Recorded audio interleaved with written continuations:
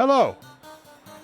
It's the 10th of March, 2017, and this is episode 69 of the Unseen Podcast. We're a spin-off of the Wow Signal podcast. To learn more about the Wow Signal, go to wowsignalpodcast.com. We are the uncensored, unedited, open participation spin-off of the Wow Signal. And tonight, we're talking about exoplanets. There have been lots of exoplanets in the news, particularly the TRAPPIST-1 system, but also another system that was recently discovered. And we're here to try to interpret the science a bit for you and for ourselves, and kick that ball around a bit and see what we can learn about it. Joining me tonight are Buck Field.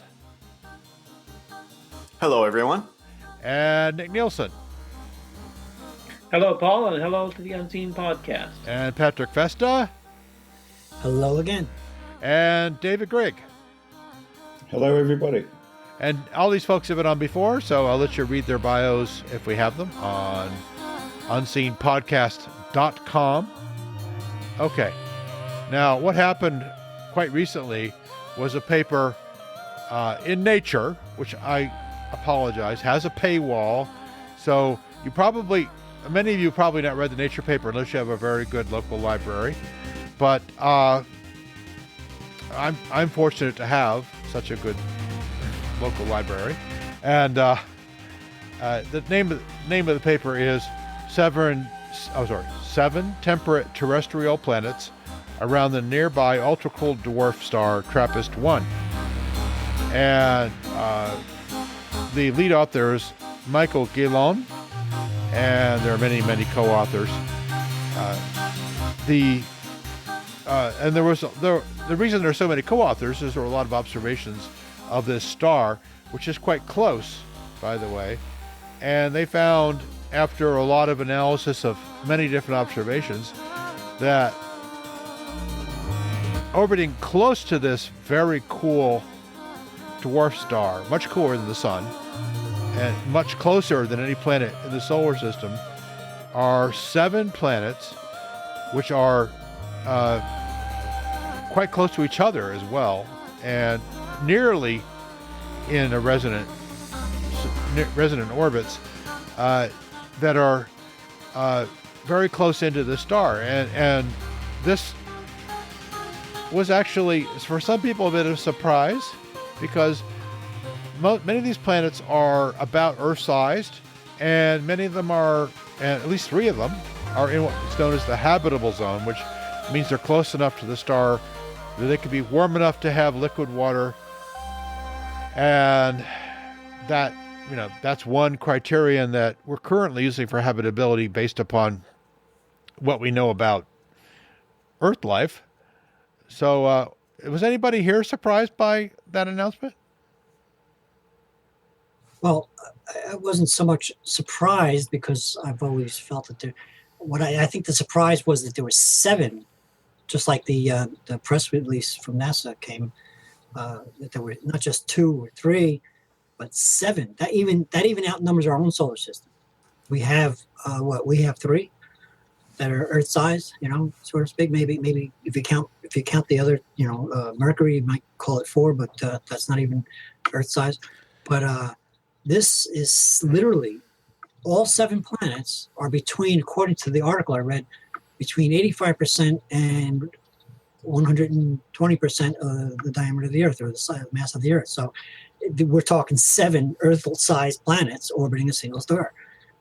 That was pretty amazing. Yeah, and that is a bit of surprise. I mean, we find Earth-sized planets from now and again, but because this star is close, and because it is fairly dim, we can see planets crossing, smaller planets, smaller than what we normally see, crossing the surface of it. And yes, you're right, Patrick. It was a big surprise that there were 7, and they are in this intricate system. The other thing which makes it, which is why they were able to find so many, is that the plane of the planets in that system is very much aligned at right angles to the Earth's observation point. So those planets do cross very much the disk of the star. Yeah, that's a bit From of our luck. point A of bit of view. luck there. Yeah. Yeah. And there are probably lots of other stars like this, but the planets don't cross the plane, so we can't see them transiting.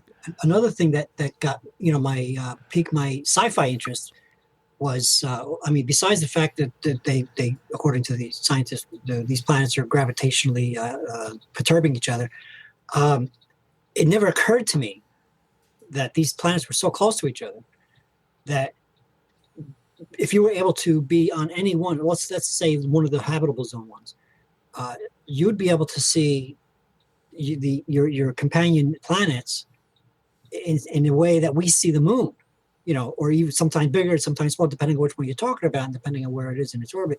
But you're talking about seeing other planets in the sky, give or take, as large as the moon, or maybe even bigger. Some of them, I think one of them you can see twice as big if you were right next to it and in conjunction with it or whatever. But I never realized that was the case. Imagine looking up and we see the moon, we take it for granted.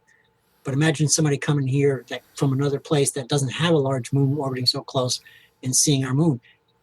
It would be like that if you were able to stand on the surface of one of those planets. You would be able to see these other 7 planets in the sky, not just as points of light or bright stars like we see Jupiter or Venus, but as disks. As you'll be able to see terrain. Yeah, not only are they close to each other at various times, but they interact gravitationally, which Right. is That's pretty amazing. the whole system.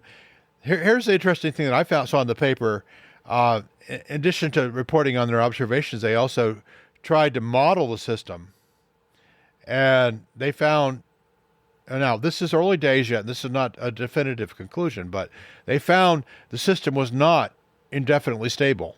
That it might last 1 billion years if we were lucky, but it's probably only going to last a short time, by short time in astronomical terms, a few 100 million years. And there's a lot we don't know yet. They think the star is at least 500 million years old, although that's still something that people are kicking around. But this is probably a fairly new system because it would have fallen apart if it was an old system. Are there larger planets in the outer part of this planetary system? None have been observed, but it's possible. They just wouldn't be they're not transiting, or they haven't transited yet. I mean, most of these observations were within about a year of each other because the periods here are a few days. Right, So, they're very rapid periods, but if you had a large Jupiter mass planet in the outer solar system, it would perturb all the orbits of those smaller. That's true, and we probably might not have seen a transit yet, or possibly it's slightly inclined so it doesn't transit. Paul, Yes. I've heard, according to the news conference from NASA, they according to them, said that the system seems to be an older system. And like you said, if it was a younger system, they would think that it would have. Well, it depends what you mean by older. I mean, they think that it's more than 500 million years old. They think that it's billion. On what basis? What are they appealing to? It was a news conference. The paper doesn't say that. The paper which is the best information we have to date. Okay. And trust me, there will be a lot more papers on this system over the next couple of years. But the best paper we have to date says it's no younger than 500 million years based upon the information they have so far, based upon some fairly well recognized standard models. Right. And it might be older, and these planets, and the only way anybody can think of these planets got to be where they are is they migrated in from bigger orbits. Yeah, they did say that. Well, like I said, this is coming from the principal investigators from NASA, the principal investigator is not a NASA employee. He's at the University of Liège. Okay, I don't want to split hairs. I don't know their names, and I don't know exactly what they're. But they came onto the NASA news briefing, and. Well, I have to point out this was not primarily a NASA effort. Right, I understand that, but let me just get the thought across. What he had said was that, normally a tiny red dwarf star is known to be violent and stuff like that, but he thought, or at least they thought at the time when I was watching this, that in fact it was actually older, and they thought that the star had actually calmed down since. So they were wondering whether or not any atmospheres and stuff like that might have been already stripped away or whatever, and they were sort of tossing around some hypotheses and stuff. But the idea is that according to them, the idea that I got was that this was actually an older system. Well, that's possible. I think that's an unsettled question right now. There's a good article in Sky and Telescope, Seven Planet Star Hides Age Might Be Deadly by Camille Carlisle that addresses the age question in a popular format. It's not a scientific paper, but it's a well-written article. Right. Isn't it the case that when we get the James Webb Telescope up there, or even before, we'll be able to determine whether these bodies do have atmospheres? I think we'll need at least the James Webb to do that. Yeah. Yes, they are already planning on the James Webb being a principal tool. Because it's a fairly close star, and it's so perfectly aligned that there would be a perfect opportunity to do spectrographic analysis. The signal from the atmospheres is such a tiny proportion of the total signal that the atmosphere just destroys it, the Earth's atmosphere. So you have to have a space telescope to see it.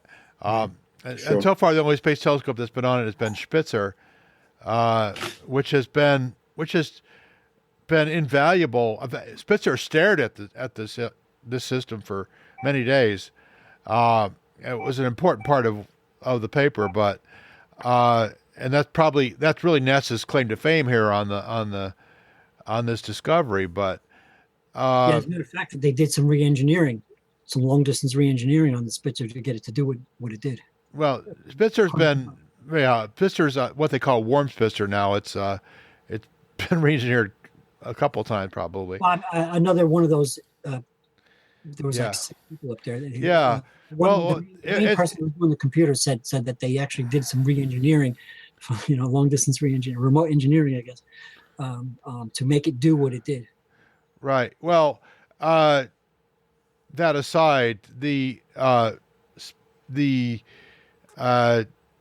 won't be able to, because the signal of the atmospheres are so tiny, we won't be able to see it until we have JWST at the earliest, and that may even be optimistic.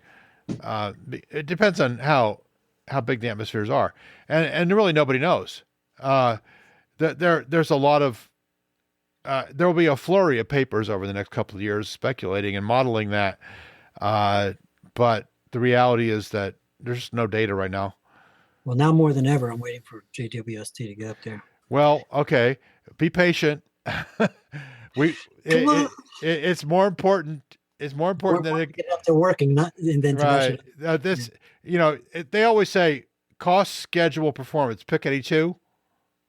Well, okay. Then forget schedule. You're not gonna. It's gonna be. That's a scary thing. I mean, in fact, cost is constrained. Performance has to be the best possible. Right. So. And they have no way to go back up there to fix it if something goes wrong. So not at present, no. Although that's another topic. But it's actually not that hard to get up to L2 if you can get to the moon. So, however, the idea of making JWST serviceable has been kicked around quite a bit, but at present it's not serviceable. Right. So I don't want to raise false hopes, but it might actually be serviceable. But, the minute this TRAPPIST, these 7 planets came about, I've seen so many videos, mostly the professional ones. I don't listen to the nonsense, but the professional ones that came from JPL and NASA, we're all jumping on. Okay, let's start scheduling the JWST now. Well, I'm pretty sure they will. That will be one of their early targets. Yeah. However, in fact, they've already got a few stars picked. They've already got. It will take months to get the. It will take months to get the telescope well enough calibrated to where they have confidence in anything they see from that system. Right. First light will probably not be TRAPPIST-1.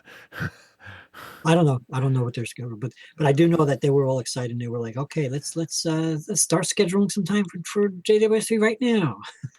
What's the process like for determining first light in a particularly in-demand telescope like James Webb? I think it's a lot of very senior astronomers sitting in a room and arguing for hours. So it's not a public relations process of what we can. No, it won't be a third grade kid in Iowa who picks what first light is. No, but I would think that in their discussion they would bring up, what can we do to justify this expansion? It has to be something gorgeous, yes. But right. That's easy.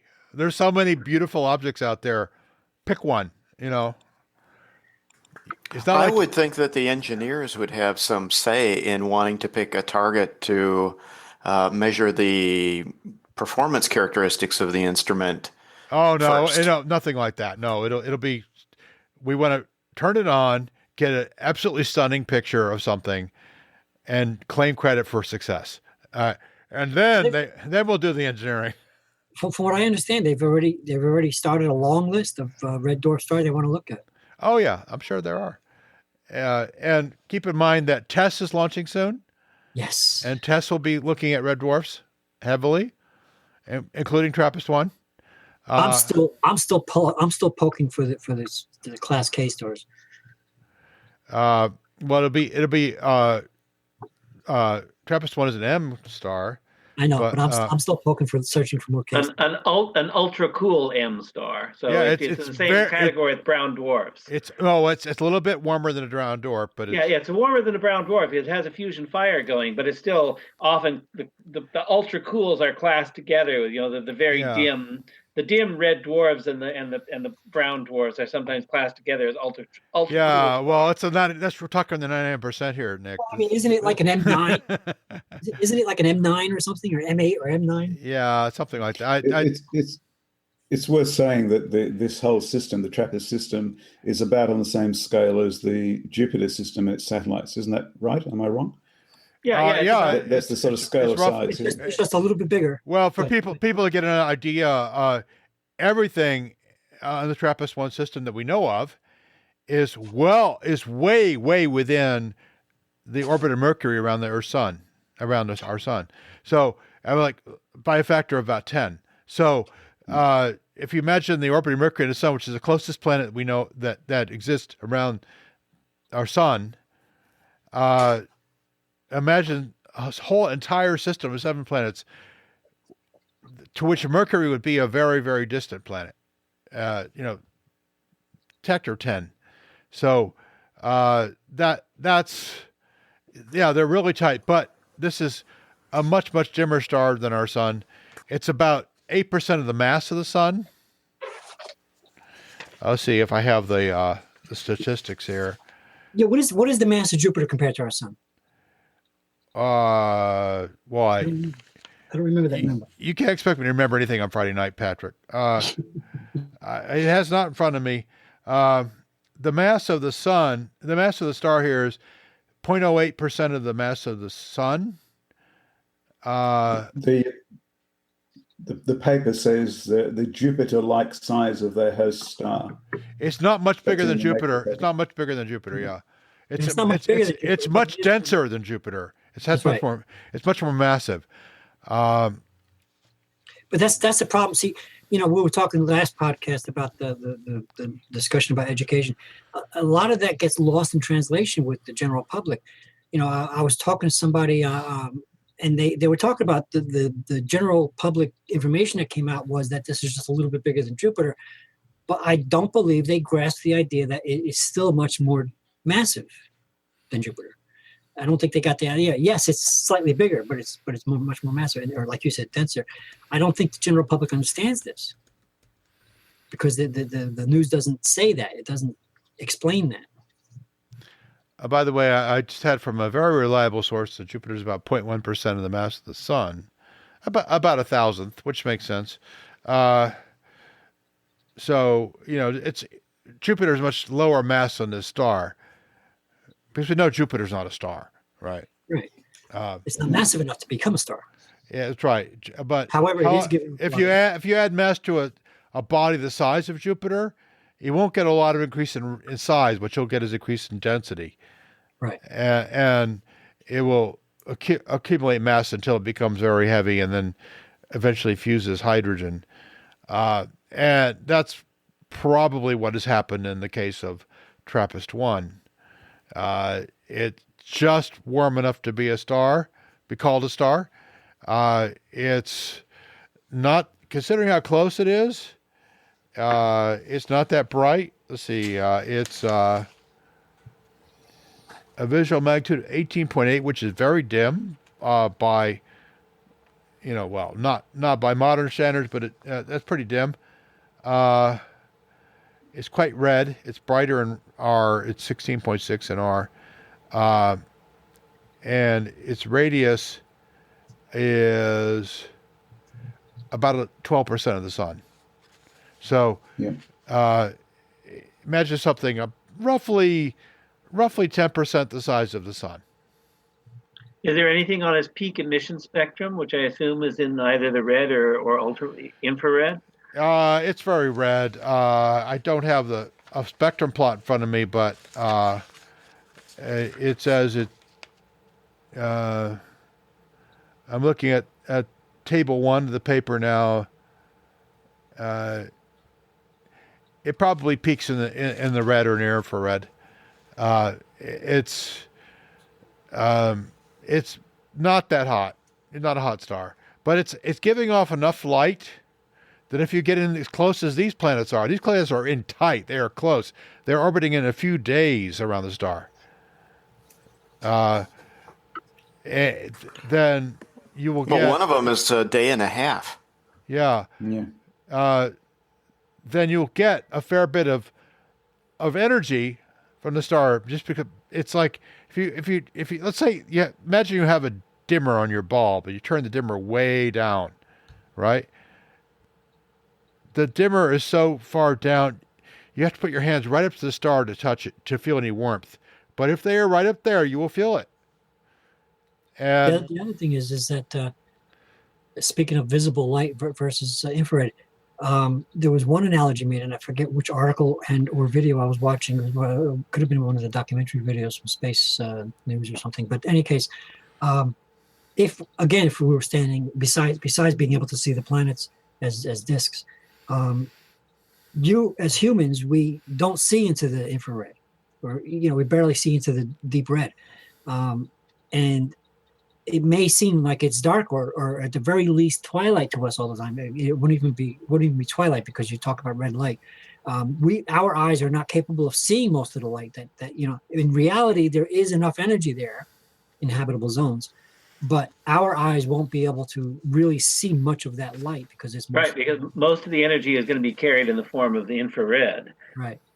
And at the emission spectrum I've seen of red dwarf stars, that they're almost flat in what is for human beings the visible spectrum, and then almost all of it comes in the deep red and even in the infrared. Well, I'm just looking at this table here, the effective temperature, which comes from a model, by the way, because if you look into a star, you're seeing multiple layers of atmosphere that are not all the same temperature. But the effective temperature, which is what matches the black body radiation, is 2,559 degrees Kelvin, which is very warm. I mean, if you had an oven that temperature, it would bake a pizza in about 2 seconds.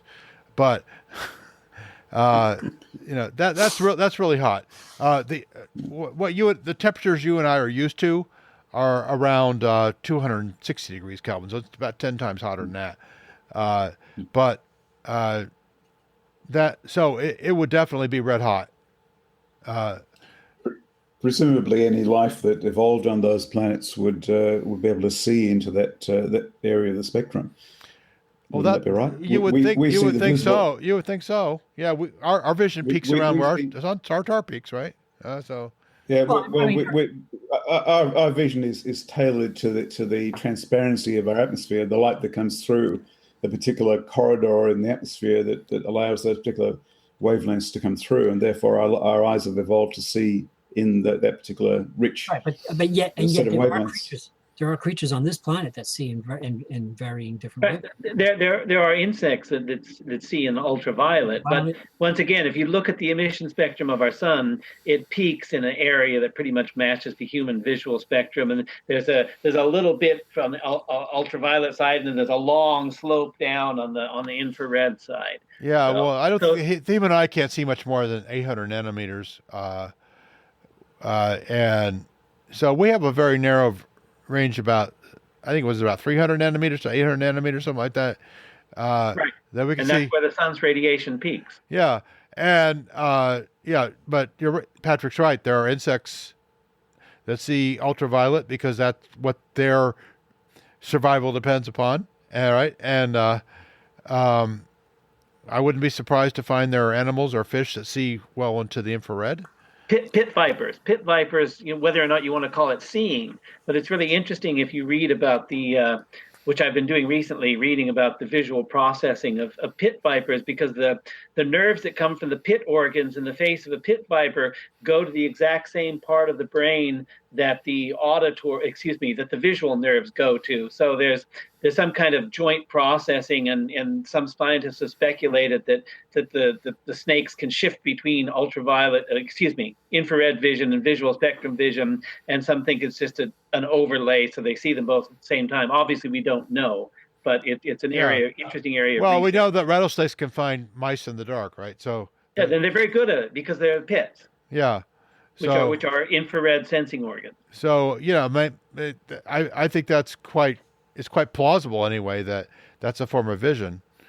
It gets processed in the same part of the brain as the visual inputs, the optic nerves of rattlesnakes. Yeah. There's also monochrome vision. People who are completely colorblind. There's an island somewhere out there that they call the Colorblind Island or something. Where people, because of a specific visitor there who fathered and grandfathered, I guess, most of the population there who was colorblind, they are able to see, and they do their fishing at night. There was a whole documentary on it, and these people can see in the dark, but guess what? They can't see color.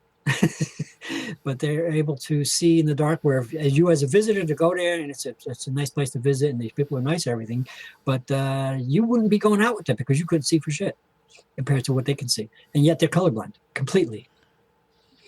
So yeah, an evolutionary trade-off, as it were. Well, I have to really wonder, if you look at the tree of life, how many of those branches actually have eyes or vision of some sort, including pits? I know there's a lot, a lot of weird mollusks that have light-sensitive organs, but I'm not sure that would really comprise the majority of species. Well, how do you measure the majority? I mean, there's a lot of microbes. You're talking about microorganisms. Obviously, they don't have eyes, but it's amazing how many times that eyes have emerged in the evolutionary record, and eyes of course radically different structure. There are the eyes of insects, which are also like the eyes that trilobites had, and then the eyes like we have, and the eyes that mollusks have. And many different kinds that have independently emerged, because the sun is driving these energy flows in the visual spectrum. So any animal that can sense it has a significant evolutionary advantage. Well, I see the advantage, but I'm not sure that I'm convinced it's a lot. And I'm happy to. Well, it depends on your environment, right? Underground, it's zero. Yeah. But some of them on the surface, it's a lot. Yeah. And so then my question is, well, how do we determine that the number of times that eyes have evolved here qualifies as a lot? Well, I mean, even the not too long ago discovery of the sea creatures living near the vents that were all albinos and blind. The fact is that they still have these appendages that, or at least they're these markings where eyes are supposed to be that just aren't there. So you have to wonder, like these, eyes seem to be the mold or the chassis, and if they don't need them, they just never develop. Something to that effect. Or they probably lost them. Could be lost. I don't know. Having migrated down from lower depths. Possible. But I mean, we do. I think I don't remember the number of times that vision has been invented, but several times in history of evolution. Take the horseshoe crab. Horseshoe crab, which is not a crab, by the way. It's this weird thing that evolved hundreds of millions of years ago. Yeah, freaking dinosaur. It has a set of visual eyes, and it has a set of what are they? Near infrared eyes or something. I'll have to look this up. It has two compound lateral eyes, each composed of 1,000 ommatidia, plus a pair of median eyes that are able to detect both visible light and ultraviolet light, a single endoparietal eye, and a pair of rudimentary lateral eyes on the top. Wow.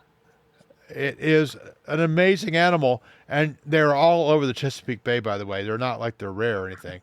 And that's T.S. Eliot called the horseshoe crab older and other creation, but that's pretty impressive in terms of the battery of eyes it's carrying. Biologists don't think they've changed a whole lot in 250 million years. Yeah, so when a horseshoe crab does this to you, you better watch out. Well, they're completely harmless, but they're kind of cute actually. But I have pictures of my kids chasing them around the Chesapeake Bay, but they're amazing animals. They're not. Nobody. They got blue blood. They've evolved very weird visual capabilities. They've got blue blood. They do, and no, you don't eat them because they don't taste like crabs. They're not crabs. But I forget they actually harvest their blood, which is they do it carefully. They let the creatures go. They take some of their blood. I forget what they're using it for. I saw a whole documentary on the horseshoe crab. Yeah, we'll have to look that up. But yeah, you're right. People do use horseshoe crab blood for some purpose. But Saurian brandy. Well, no, nothing that much fun. I'm sorry. Romulan ale. That's right. I'm out of saurian brandy right now. Endorian ale. I actually thought this was with the TRAPPIST and everything. I thought that we were going to be doing these. Well, go ahead. We'll enjoy it vicariously through you. I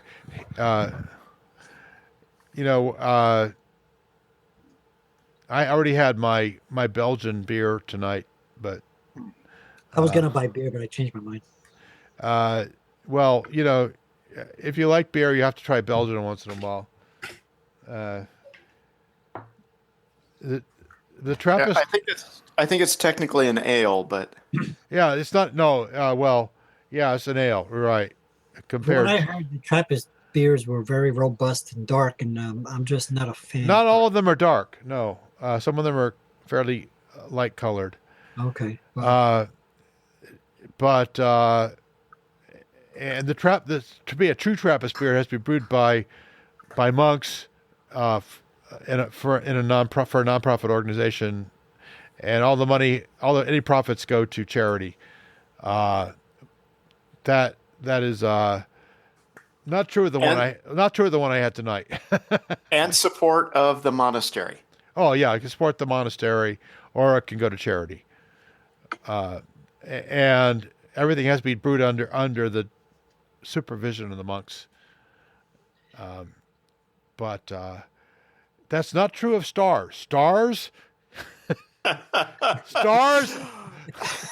What a smooth segue. Stars are not created under the supervision of Roman Catholic monks. I'm pretty sure, although the church they thought they were. The church may dispute that unless we're living inside of a simulation generated by Trappists. That would explain a lot. Are we getting off topic here? They're trying to get back at people who have sex.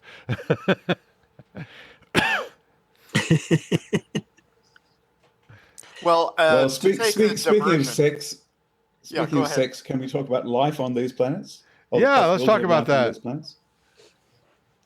I mean, this is the interesting thing, isn't it? These are going to be very unusual planets, even if they're Earth-size, because they're almost certainly, in fact, they're certainly going to be tidally locked. So we're going to have each of them is going to have one side which faces the sun the whole time, and the other side faces away from the star the whole time. But I did find an interesting paper, which I'm just trying to find at the moment, that looked at the atmospheric dynamics of tidally locked planets. And, don't you think that the proximity and gravitational interaction between the planets makes the tidal locking less certain? Well, that's interesting. What's the consensus about that? No, I don't think so. It makes it the star dominates the gravity gradient by a wide margin. Well, that's true. That's true here as well. But in all likelihood. Well, yeah, here we're not tidally locked. The thing is, we don't know for sure, but in all likelihood, at least the closest ones are tidally locked. But we're not sure about all of them, are we? No, I think pretty much. Well, at least the inner six are, and probably the seventh as well. I was thinking of the moon, actually. Well, the moon is tidally locked to the Earth. Yeah, because the Earth dominates its gravity gradient. But the attraction of the sun on the moon is stronger than the Earth's, isn't it? No, otherwise it would not be in orbit around the Earth. No, I mean you're talking about. Yeah, I'm not sure about that. No, it's true. It's true. But you're talking about an object that's 250,000 miles or less away. Yes, the sun actually has a lot more gravity, but we're talking 92 to 3 million miles away. So we're talking about a big and gravity being the weakest in distance. The gravity falls off much faster. 250,000 miles. I just got rid of a car about a year or two ago that had 240-something thousand miles on it. So that car drove to, And was that car tidally locked? No, it wasn't. It was tidally locked to this house. Also, the moon used to be very much closer to the Earth, so it may have gotten tidally locked at the time when it was. The moon is slowly moving away from the Earth. But yeah, and now gravity falls off as one of our squared. Gravity gradient falls off as one of our cubed. Cubed. One of our to the third power. So, and gravity gradient is what causes tides. It's the difference in force between the near part of the planet and the far part of the planet. Freshman calculus. Well, these days, high school junior calculus, and that's. If you just run the numbers, you'll see that there's no way the other planets can cause that kind of disruption. For mathematical idiots like me, I happen to know that the gravitational forces between the moon and the Earth overlap, so that's why we get the tides. There's actually a gravitational force that sort of reaches the surfaces, whereas, for example, when they found Pluto and Charon, they found that their gravitational forces met somewhere in the middle of space between them. So that's the difference. Like that's what you're talking about, asking about the sun's gravity. Again, between the Earth and the sun, the center of the gravity forces are somewhere in between. No, it's not that. It's more that if I'm a little Earth-sized planet going around and around and around, and occasionally coming close, I'm not. The amount of tidal force I'm exerting on that planet is nothing like the consistent tidal force that the central star is exerting.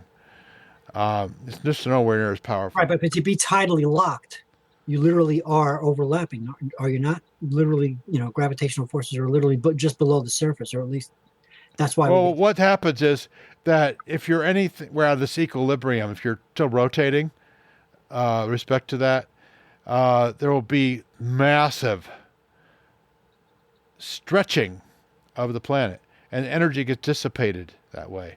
And if you want to see Jupiter's moon Io, which has all kinds of, now it's not, a lot of that stretching comes from the other moons of Jupiter, but it just belching lava all the time because it's being kneaded like this, like yeah, dough. it's being stretched and yeah, exactly. And that But stretching without creates the other heat. moons. Yeah, but without the other moons, that wouldn't happen. Without the other moons, you wouldn't get those effects on Io. Not anymore. I mean, you might have early in Io's history, but yeah, it's the other moons that cause this. But the volcanism that we're seeing on Io may be actually quite analogous to the volcanism you may see in the TRAPPIST system. You might see a lot of volcanoes belching all the time in all these planets. Right. Again, it goes back to the proximity of the two bodies. You know, like the proximity of the Earth and Moon is literally only 250,000 miles or less, whereas, you know, a star is much heavier, and you get that close to a star. Mercury is tidally locked with the sun. The Earth is a very interesting and unusual example because. Well, I mean, Mercury is tidally locked with the sun, right? No, it's not. No, it's not. It's not. I thought it was. It's quite a bit further. The thing is, you know, maybe if you waited another 10 billion years, it might lock. I don't know. But no, it's not. Mercury and Venus are all weird, and nobody understands exactly why they're doing what they're doing. But certainly, the Earth isn't totally locked to the sun. No, it's not. But I thought Mercury was. No, it's not. No. I hate to ask such a technical question. What is the distance between the Earth and the Moon in AUs? AUs. Well, let me get my calculator. Point. Yeah, I mean, I can't. On Friday night, I can't do math in my head. Sorry, but not after a Trappist ale, anyway. Yeah, I'm sorry. I'm sorry to ask something so weird because it's well less than 1%. Well less. Yeah. Okay. So what I'm looking at is the distances in AUs between the red dwarf of the TRAPPIST-1 and the planets.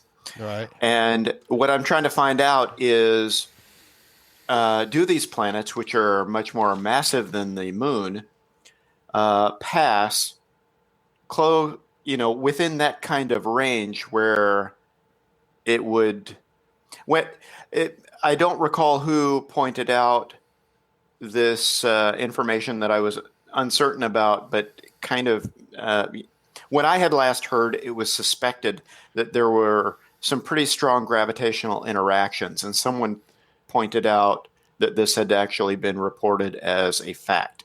Well, between the planets, yes. It just modeling the physics, you would expect there to be strong gravitational interactions. It has to be. Yeah, and they are, according to the paper, they are near resonant periods. That is, the system hasn't quite settled into a resonant system yet, but it's getting close to that. That is, the periods.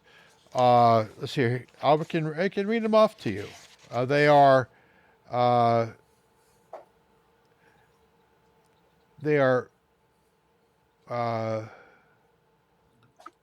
See. Well, I think I've got them here. Orbital period: 1.5 days, 2.5, 2.4, yeah, 4, 6, 9.2, 12.3, and about 20 for H. 20, which is pretty uncertain.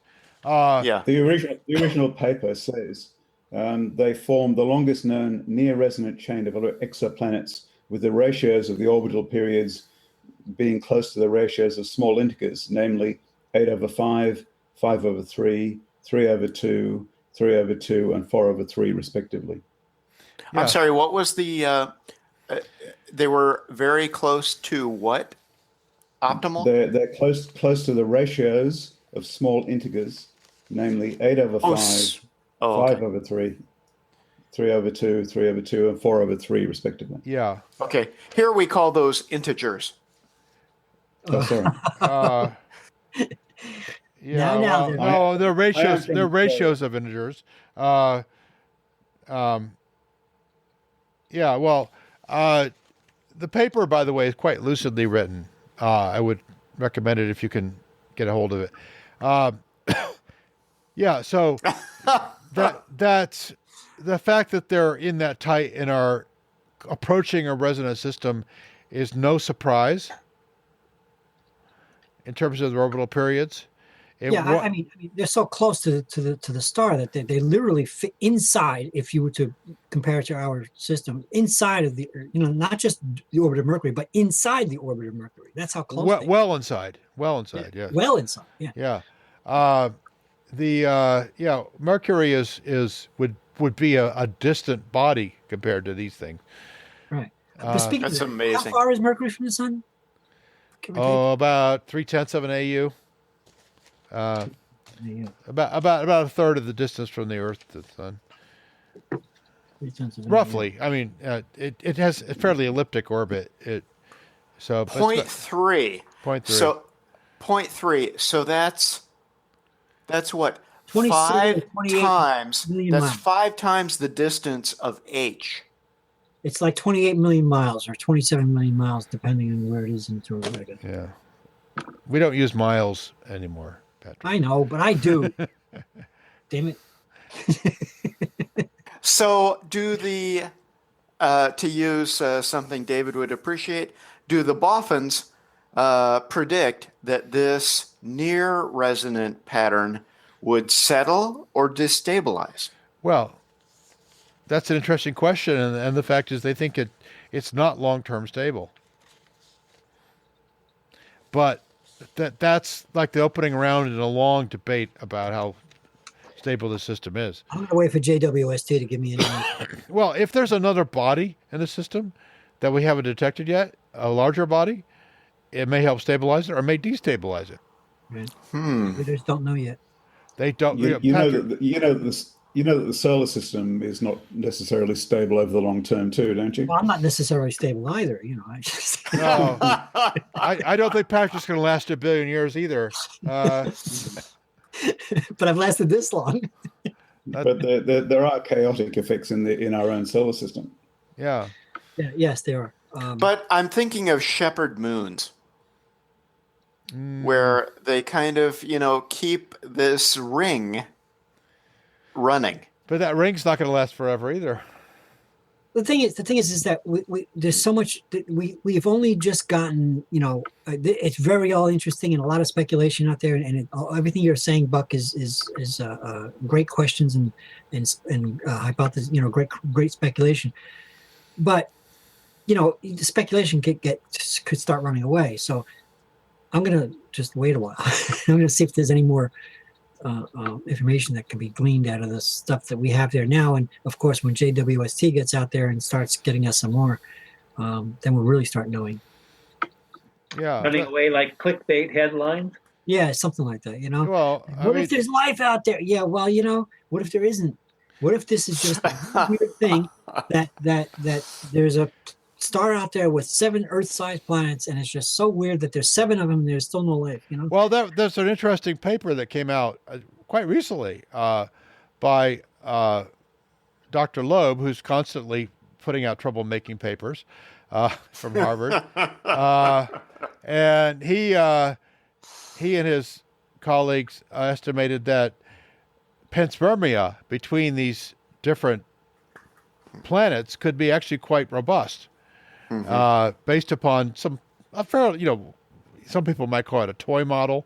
They called it a simple model, but they set up a simple model of panspermia between the planets, and they found that these 7 planets, pretty much, if life emerges on one of them, it's going to spread to the other.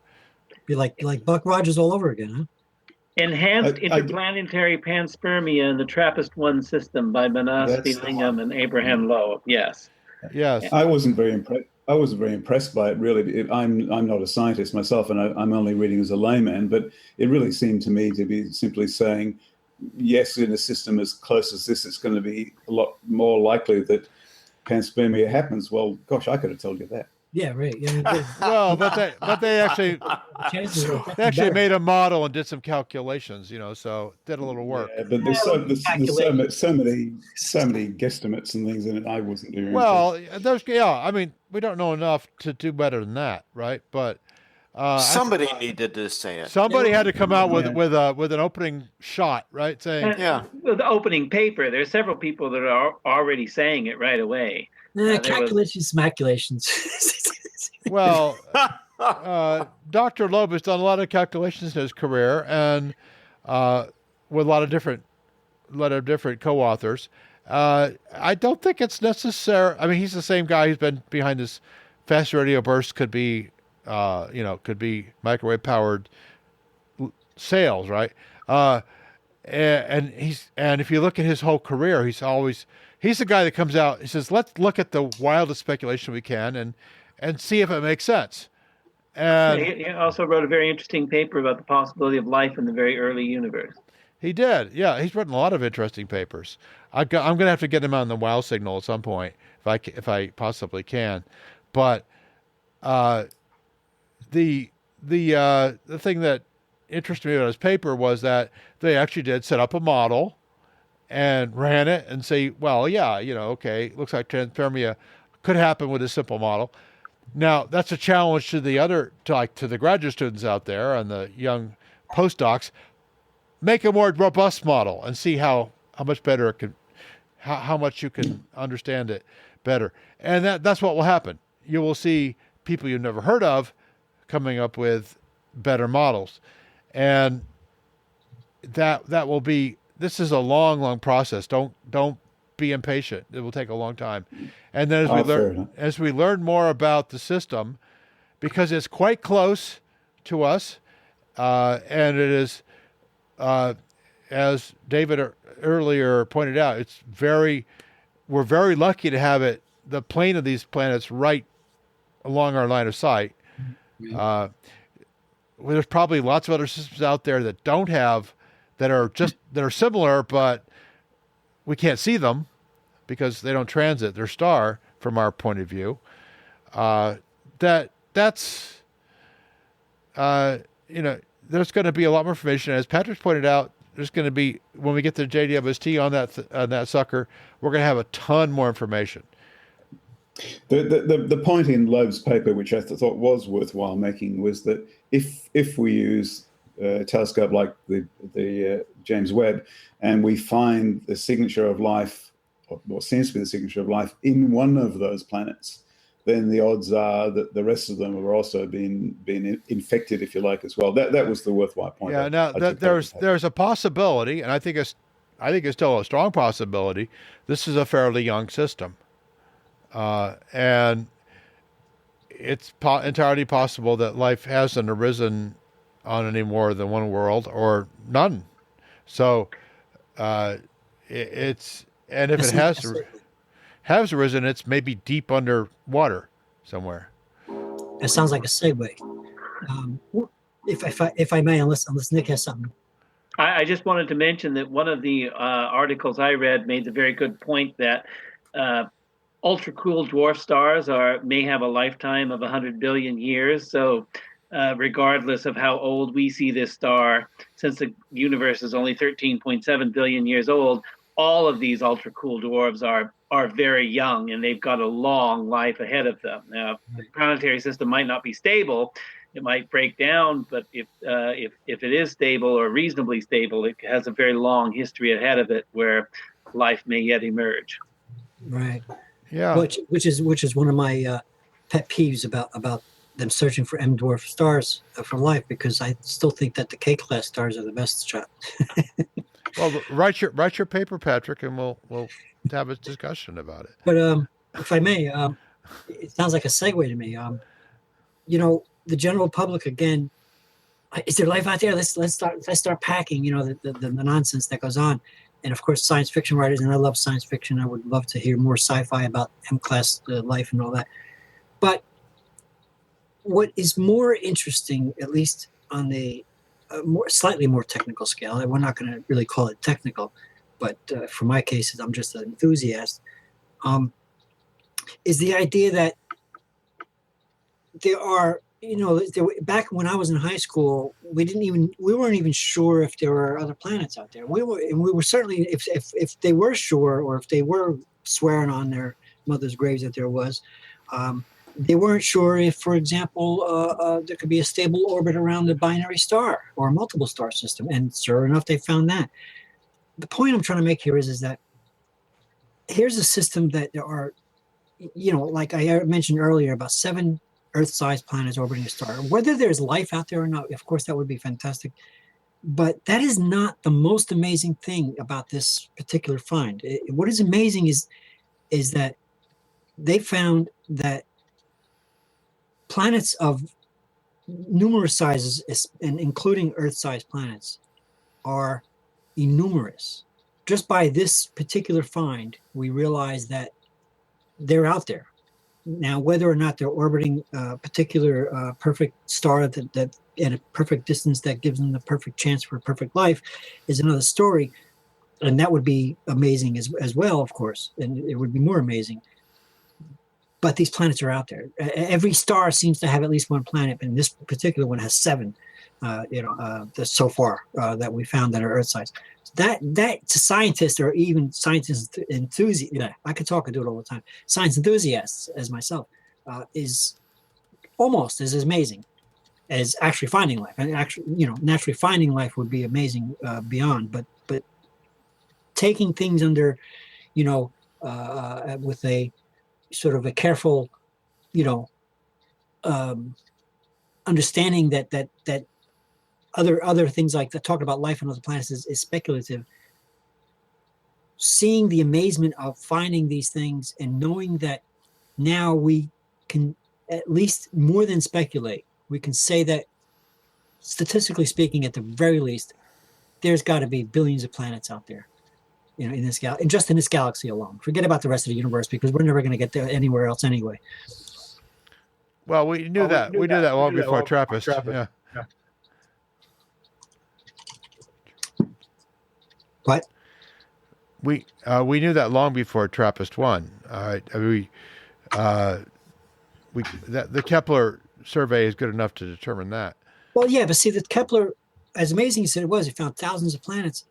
It consistently seemed to find, 1 or 2 that were Earth-sized, or they call it Earth-sized, but it could have been 2.1 twice, the size of the Earth, or 7 times the size of the Earth, or and it was like 1 or 2 maybe around a certain star.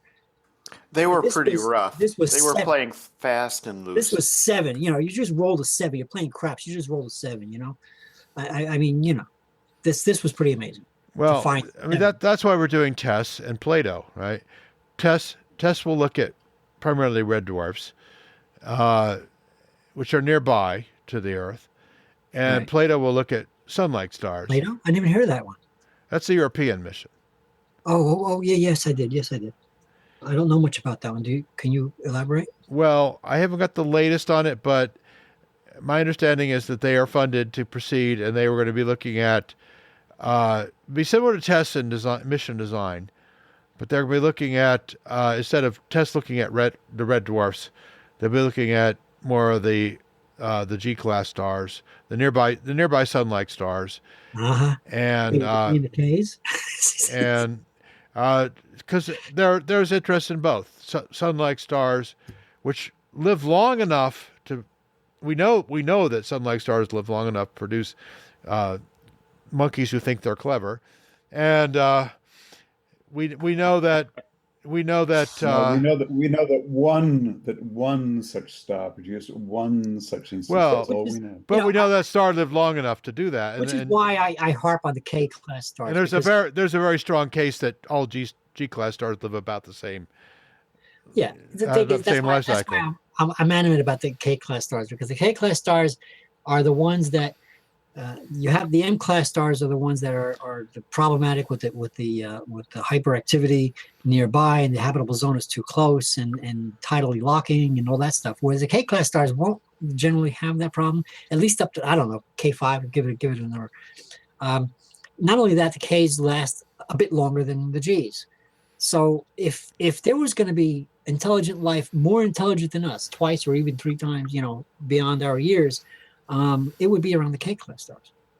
If we found life around the G class stars, the best we can hope for is something like us. If we were to take Earth as the ultimate model, like this is the way it works verbatim, which obviously is not the real truth, but let's just say for the moment, take that as a model, then we can say that the chances of finding intelligent life equal to ours around any G class star, according to our model, is no more than our technology. Maybe less, maybe more, give or take a few years. But in a K class star, since they've lived longer, and if they were born before our sun, the chances of them being much more technologically advanced are greater. Well, it depends, on lots of factors, but well, yeah, I'm generalizing. I'm science fiction writing here. Yeah, feel free. But there's a lot. I mean, we know that the very big bright stars don't live long enough. Right. There's not enough time for them to evolve enough. Like the O and the B class stars they're basically flame out in their teenage years and blow up. Yeah. And again, that's according to my model or our model. Well, I think the evidence for that is really good. I can't imagine much deviation from that. Right. Well, I'm gonna raise an objection here because the evidence for intelligent life being adaptive is very poor. The average life expectancy of a species is about 200,000 years. We haven't reached that, but during the time that we have been around, during the time that Homo sapiens has been around, we've shown a lot of very destructive tendencies. From the civilizations that we've had, we can see that they may not have had all the information that we do, but currently, and certainly that's true, but people's ability to restrain themselves that do things from ultimately depleting their environment, which is generally the cause of civilization collapse. The evidence, as far as I can tell, seems to suggest that our type of intelligence is not particularly adaptive for long-term survival. I think we will be lucky if we make it another 20,000 years. Well, no, I disagree. We have used our higher intelligence to yes, but you're in a causality loop is what you're in because you're thinking the way humans think, and you think that you figured something out because the way you think, and you're in a loop because that's the point. The point is that we're intelligent apes. We're not much more intelligent than some of the apes that we see at the zoo. Yeah, but we know that we are adaptive. That's the thing, and that changes the game completely. Okay, what's your evidence? Please convince me. I would love to be convinced this is not the case. I would assert that we are the first species that knows how it's evolving. I have no objection to that at all. I agree 100%. And I would also say that we can suss out our own cognitive biases. Even if it's not always successful, we can at least make the attempt. I would agree with that 100%. And furthermore, I would point out that I think that many of the trends that people were alarmed about in the 60s and 70s have not happened. 100% agreement on that. So, and we haven't blown our planet up, although we still could. I would admit there's still a risk. Okay, but the damage that we've done to the environment that is required for our life is unprecedented right now, Well, just as it has been for every civilization that has failed previously. But in their case, the failures were localized. I would need a lot of convincing to convince me that the Romans failed because of environmental damage, or the Greeks failed because of environmental damage, or the Chinese failed because of environmental damage. No, I think you're. I just don't see that. Okay, what sort Maybe of the evidence Aztecs, would convince maybe. you? It's the xenophobia. The Mayans, the Easter Islanders. Yeah, maybe. There's a whole list of maybe. people who Well, have destroyed they their are. environment. Maybe the Incas, maybe not. I don't know. But yeah, I don't think it's a general inevitable trend. Each of these instances is so specific. David Grigg just mentioned the Mayans on the one hand and the Easter Islanders on the one hand. These are very different circumstances. It's pretty well agreed, not universally, that the Mayans did face a climate change in Central America that dried up their reservoirs and probably resulted in the decline of their civilization, whereas it's pretty well agreed that the Easter Islanders cleared off all the timber off their island, and they did it to themselves. So, and every civilization is so complex and working in its own biome that these are, you have to take them on a case-by-case basis, and I don't think we have yet. I certainly hope we get to the point where we can treat these things scientifically, but I don't think we're there yet. Yeah, but see, well, I have to say. Okay, I need better evidence than I think. I was just going to stick up for you, Buck. What Buck was saying, though, I could see his point. Not that I completely agree with it, but what he's saying is, if we were to be an alien from someplace else and come to Earth, I would be saying, look at how these apes behave. You know, like Nick was saying that these are two different circumstances, yet they're still cause their own destruction, one way or another. So what Buck is saying is like, but have we been destroyed? No. You know. Well, but during the time that we've been around, we've done unprecedented damage and change to the environment, and we're not anywhere near the 200,000 year average. So, well, I think we're about at 200,000 years. Yeah. Given our performance during the time we've been around, and there were many, many millions of years during which other I'm thinking primarily what we call dinosaurs, hundreds of millions of years they were around and didn't produce the kind of planetary risk that we are entailing, our civilization is entailing. And I would love to learn that these I mean, it's very easy to poke fun now at, given the political situation in the U.S., but I do think it is a symptom. Yeah. Of what? Of Trumpism. Oh, I'm sorry. Did I say that? It's a collective symptom of something that is expressed very clearly in individual terms in bar fights where people end up getting killed. Well, that's just it. A bar fight like starts. behavior. Well, let me just describe what happens. And Brexit kind of reflects this as well. A bar fight or an argument starts in a bar, and somebody decides that they are going to end it by showing a weapon. They pull out a handgun, and they say, "Look, you want to keep bothering me?" And the other guy looks at the gun and says, "What are you going to do? Shoot me?" And the guy does shoot him. And all the idea that he's going to go to prison or he could even be executed does not matter. And this happens. This is like one of the most common things. The best documentation we have for people killing other people is in a convenience store and gas station robberies where there are cameras. And what they found is that the most common way to get killed if you're a gas station or convenience store attendant is to give the armed robber what they want.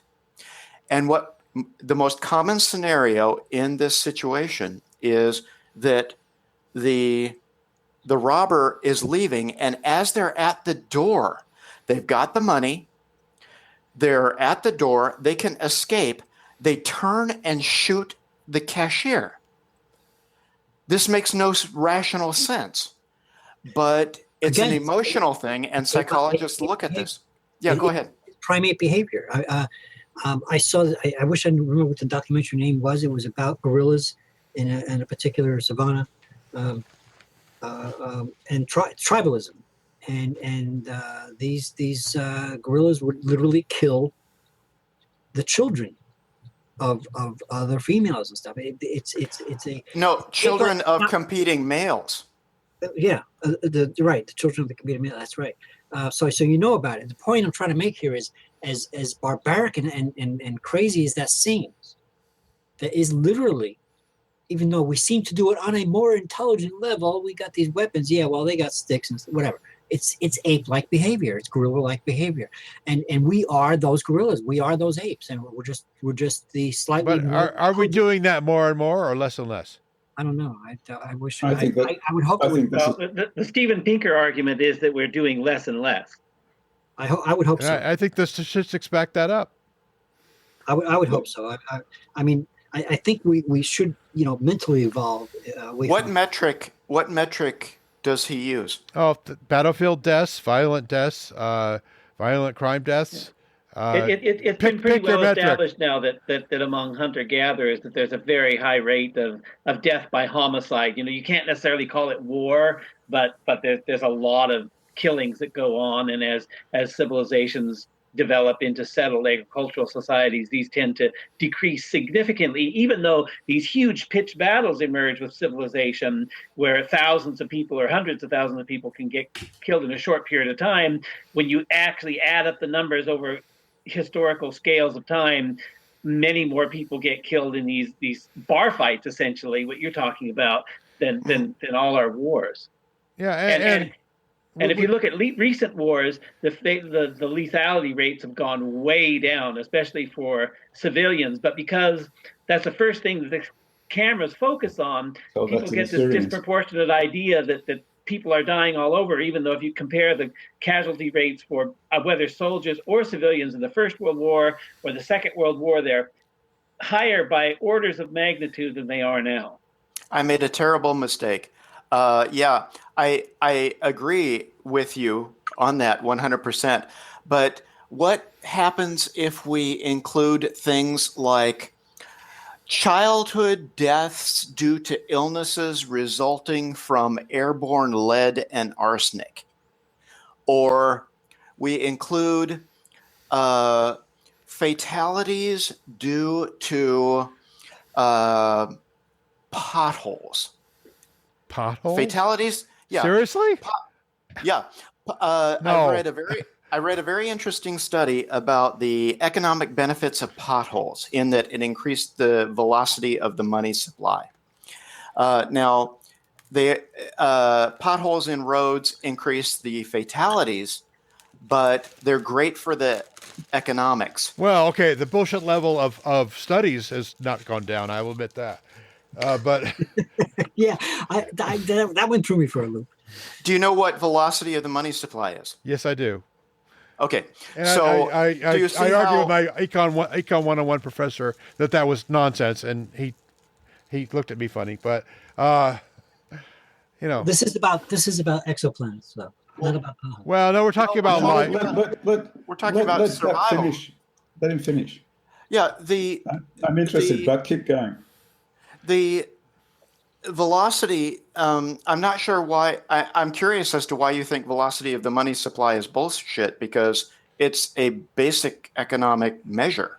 Yeah, well, that's one of the reasons I think it's bullshit. But go ahead. Why do you think? No, let's not get off of that tangent. Well, actually, I don't think economists have demonstrated they know what they're talking about. No. Okay. Well, again, we're left with I think, which to me is not particularly compelling justification. Okay. I would like to know the reason why you think that. Fine. If you have a reason. Okay. You're not compelled.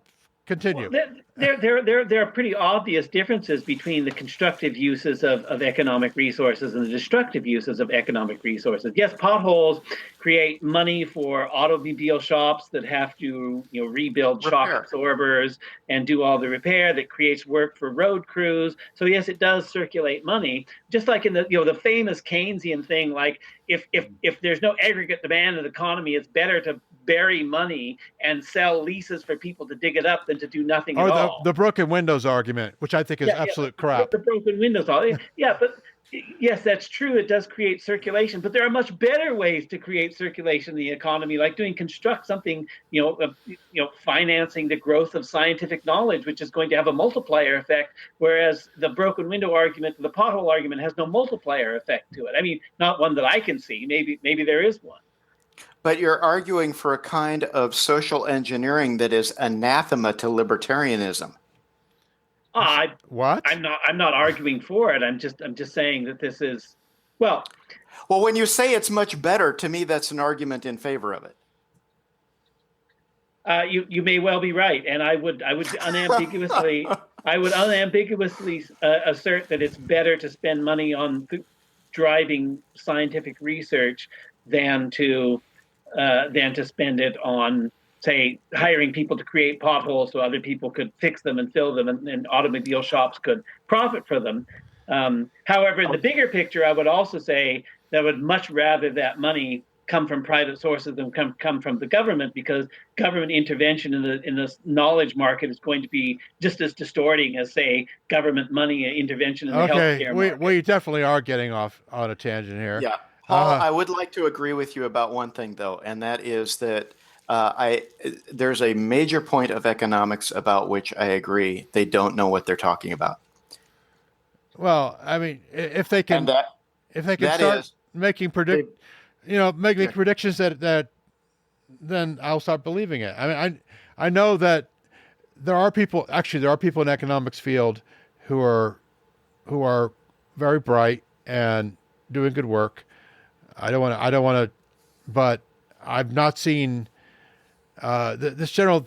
A lot of the stuff that comes out of that is just not useful. I mean, and we end up with things like the 2008 crash, which a lot of experts were saying wasn't going to happen until it happened, right?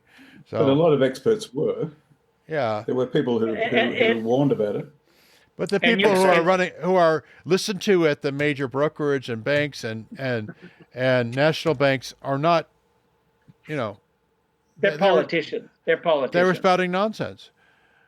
Well, when I was in grad school, I had a number of debates with my economics professors, in that one of the things that they take as kind of an article of faith is that what's good for the economy and economic metrics is good, and that these are things that should be sought after. And what my opinion is that they lost sight of the fact of what an economy is for, that an economy is a tool to do something. And the purpose of an economy in my system of my perspective is that the purpose of an economy is to improve our lives and make our lives better.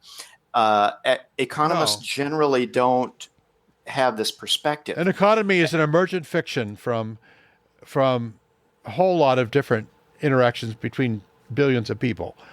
And it's a narrative that we like to tell ourselves. So is the second law of thermodynamics an emergent phenomenon from individual transactions of molecules? Well, why is that a bad thing? That's not the second law, but the Boyle's law, whatever, It essentially emergence comes from a complex system which is exhibiting behaviors that aren't typical of the components of that.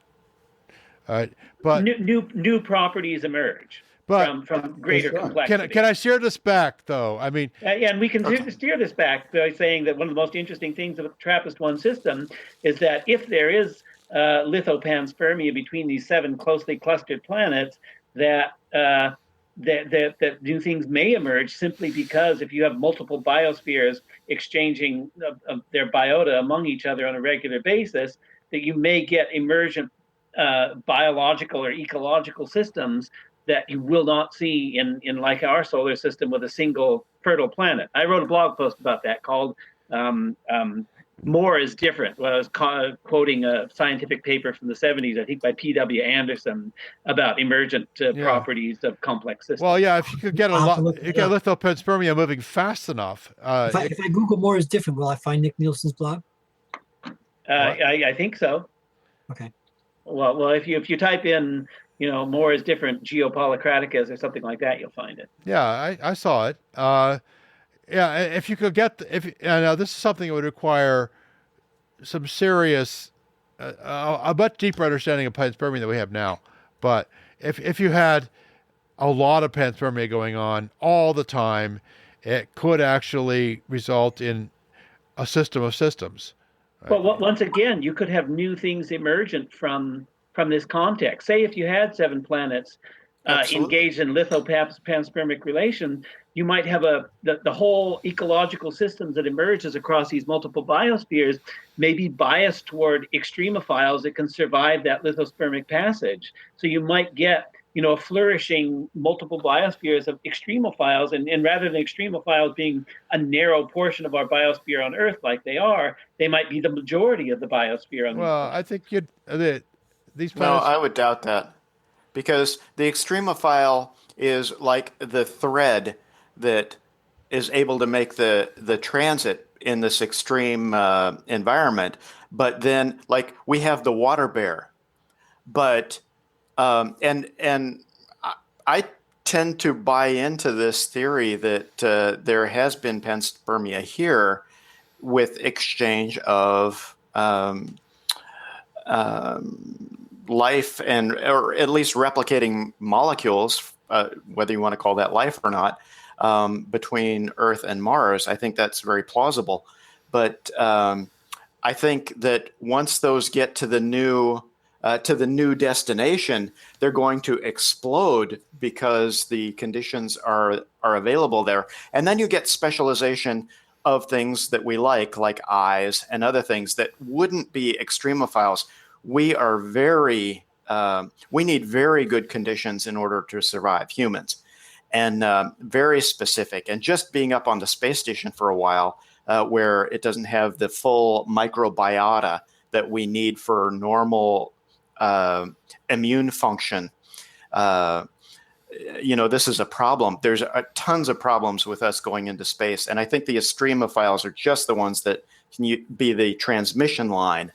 Whereas once it gets there, it will flourish and spring off into every direction. That's my theory. I'm not sure I know what you mean by extremophile in this case. You may well be right.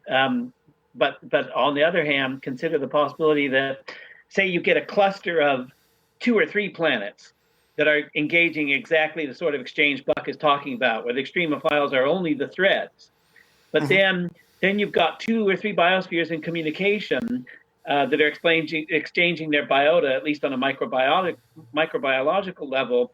But then the outlier planets, both closer in and further out, those are going to be more extreme environments. So the extremophiles will have a better chance on those farther out ones than the closer ones that have more, as for lack of a better term, Earth-like conditions. Excuse my layman-ness, but Buck, you seem to be sort of bunching together extremophiles and microbiology with current mammal life.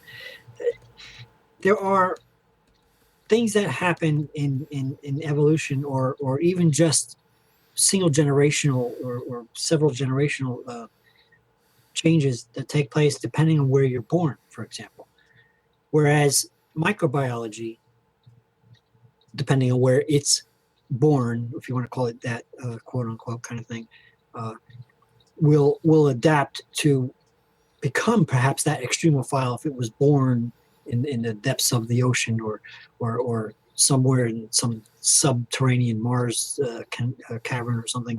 But the point is if you are if you're a Patrick Festa, for example, I cannot go to Alaska or higher above and expect to have a comfortable life because I can't stand the cold.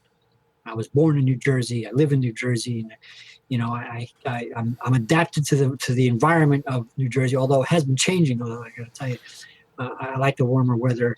I don't like hot weather, But there are people living on this planet who are, for example, born. I'm at the shore area. I'm at the full 14 point something pounds per square inch air pressure. But there are people who were born in much higher altitudes who literally have bigger lungs. Literally. Yeah. Mm-hmm. And it's because their generations of their family have been living at higher altitudes, and they have adapted over generations. Their bodies have adapted. And they may actually have trouble coming down here. I don't know. But I know that I would have trouble living up there because although I've camped out in the mountains, but I don't think I was all that high. It wasn't a very high mountain. But the point I'm trying to make here is that there's a difference between, there are a diversity of humans or mammals, for that matter, that live in various altitudes, for example, that have adapted over generations. But when you're talking about thousands of years or tens of thousands of years or how many, whatever number you want to put on it, you're talking about a much bigger change. So extremophiles came from some time, a long time ago, because they evolved from being in that environment, and they managed to find a niche in life. And they couldn't, the extremophiles that live in the depths of the ocean by the volcanic vents, the sulfur vents, they could not come to the surface. They would not be able to survive. We would be this extremophiles to them. Right. To them, we're the extremophiles. Well, okay. We haven't given anybody the final answers about TRAPPIST-1 tonight. Or we can't even figure out whether runner velocity is a fiction or a fact. I think it's a fiction, but so therefore it is. I think it's a fiction too. I was hoping you'd write a sci-fi for us tonight. Well, I've been reading what's his name, a Harari book about how humans construct fictions. It's pretty interesting. Yuval Harari. Yuval Harari, yeah. Who wrote *Sapiens*. That was very popular. Which Daniela pointed me to. It's his theme. One of his themes is that we construct fictions to organize ourselves, organize our societies. And the economy is one such fiction. Corporations are a fiction. Kings are a fiction. Are particles a fiction? No. I just like a good story. That's all. Okay. No, he's not claiming everything is a fiction. He's claiming just certain things that serve as social focal points are a fiction. Look, Terry Pratchett said all this far better a long while ago. He talked about narrativium, the element narrativium, which is an essential component of human society. So we have to tell stories. Well, okay. Terry Pratchett says everything better, so I can argue with that. I'm not a big Pratchett fan, but well, okay, you're out of here, Patrick. Yeah, Garrett, you're gone. I'm a little fan, not a big one. You're dead to me. Yeah. Okay, so we're gonna move to the next section of our podcast now. Even though we probably haven't enlightened anybody about what the absolute final truth is about TRAPPIST-1, because nobody else knows either. But let's go on to our recommendations. And now, left to right of my screen, I have Buck, David, Nick, and Patrick. So we'll start with Buck. My recommendations. Well, I would suggest, I didn't have anything prepared, but I would recommend people check out The Messenger. I'm going to be just very very provincial, down here in Patagonia, near the European Southern Observatory. Unfortunately, when the most recent version of the Messenger came out from the European Southern Observatory, the TRAPPIST results were embargoed. So it's not included. And I was looking for some juicy material that I could share in this for the podcast and failed miserably. So I would urge everyone to check out eso.org and see the latest.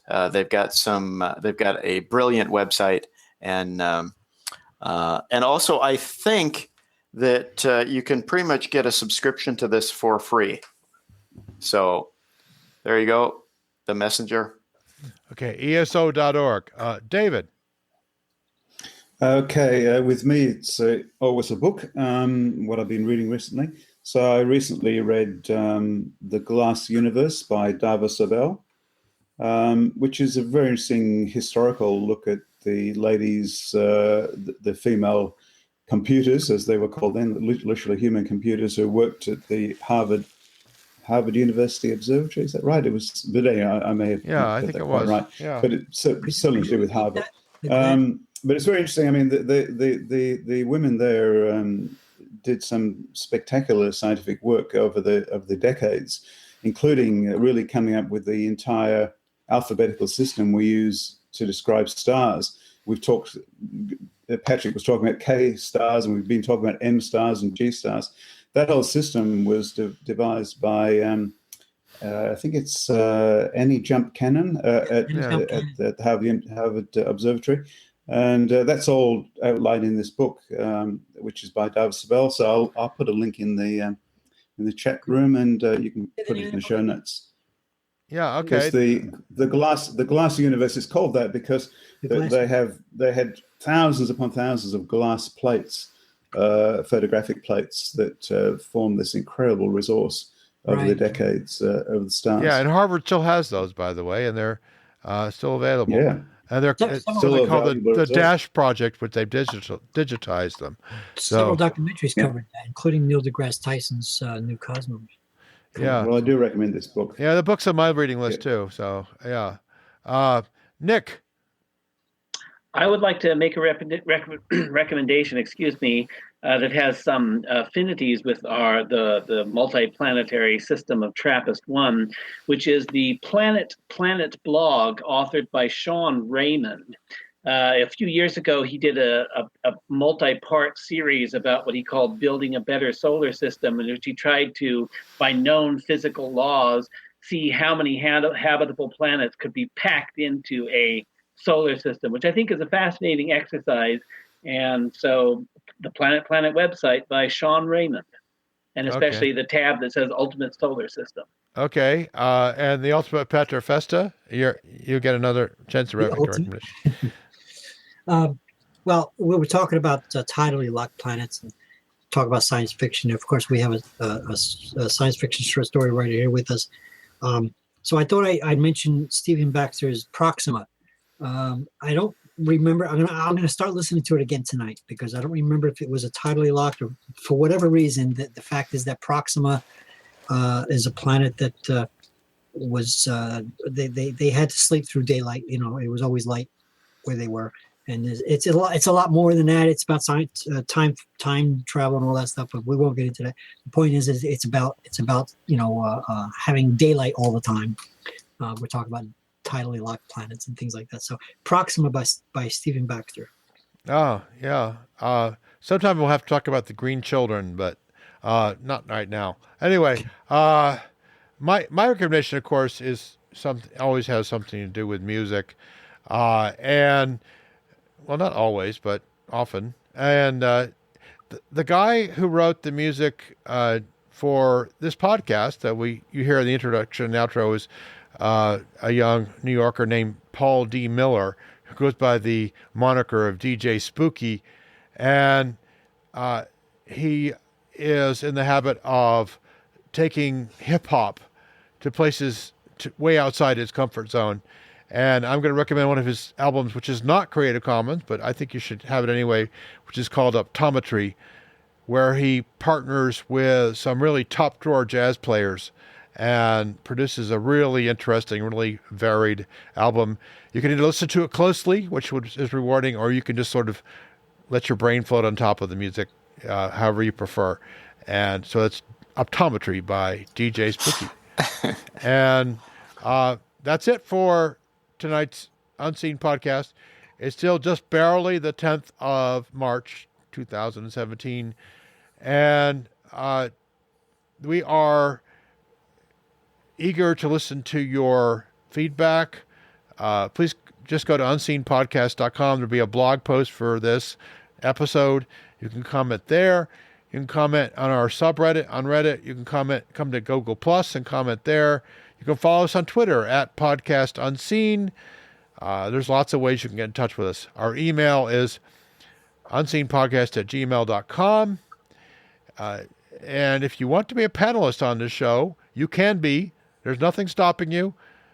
There are links available at unseenpodcast.com to come on over to our Google Plus community. You can join in, and every once in a while we get a new panelist. We haven't had enough new ones, in my opinion, in the last few months, and I'd like to see some new people.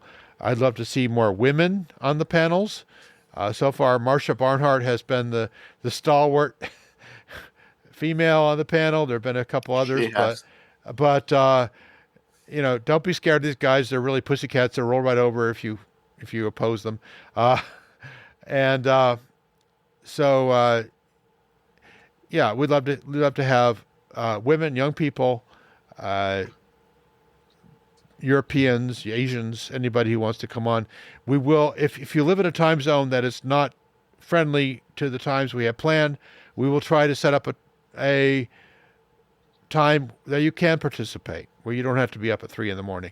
So, and we're doing that actively now, and Adam Smith has volunteered to do some Euro-friendly time podcast episodes, and thank you, Adam.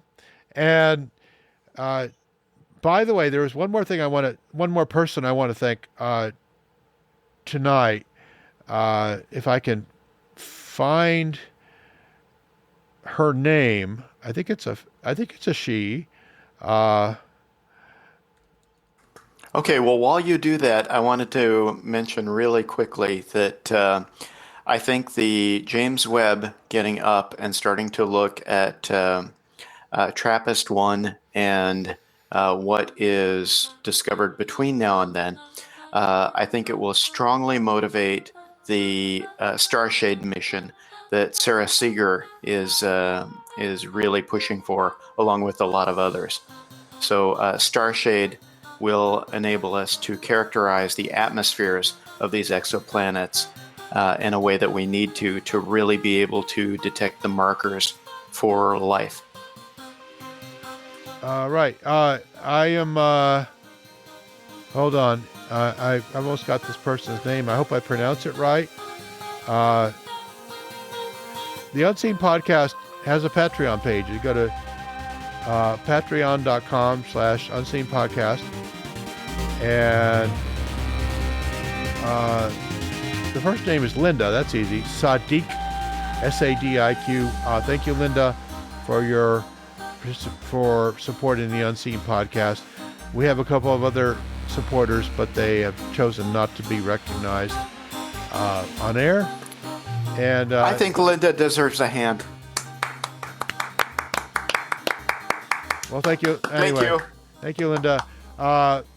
We actually have about half the support we need to defray our costs right now.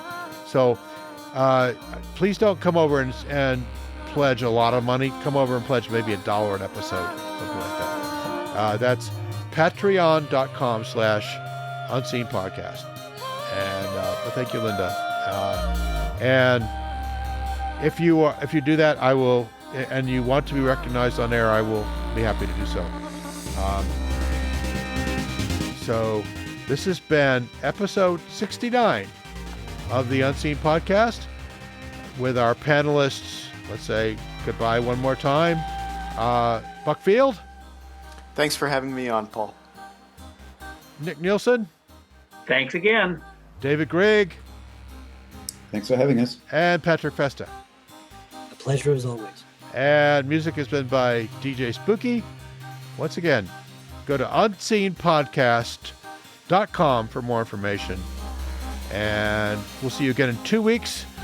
Sam Lichtenstein has organized something that I think you'll find quite interesting, having to do with Mars. And we'll see you then. So, good night.